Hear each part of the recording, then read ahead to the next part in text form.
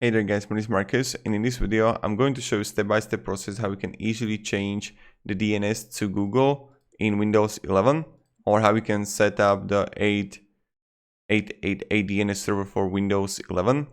Now it's pretty straightforward and pretty easy what you have to do. So first thing first, go on let me just show you. You can go to settings on the bottom, right click and go settings.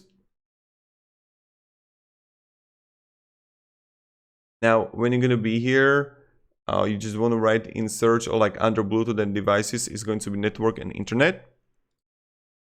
Now, right here, you're going to have like, let me show you, Ethernet here. Or no, or like go to advanced network settings. And more related settings, more network adapter options. And you would have it right here. And when you're going to be here, you want to choose only your Ethernet or Wi-Fi you got. Then click properties, right click on it. And then you have the Internet Protocol version 4. Properties. And then you would go use the following DNS server and you would write 8888 there. Look at this.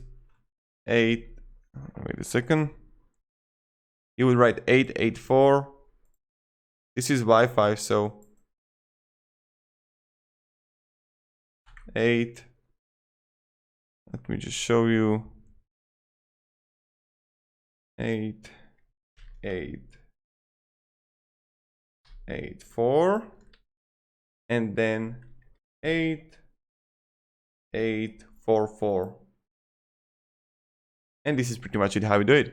So then you press OK and you're good to go. I'm not going to change it on my computer, but this is how you can do it on yours. So thank you very much guys for watching, and have a great day and goodbye. See ya. And write down below in the comments if this video was helpful, and also this is the way how you can change the DNS to Google in Windows 11, and how you can set up the 8888 DNS server for Windows 11. So it's like change DNS to Google in Windows 11. Have a great day and goodbye. See ya.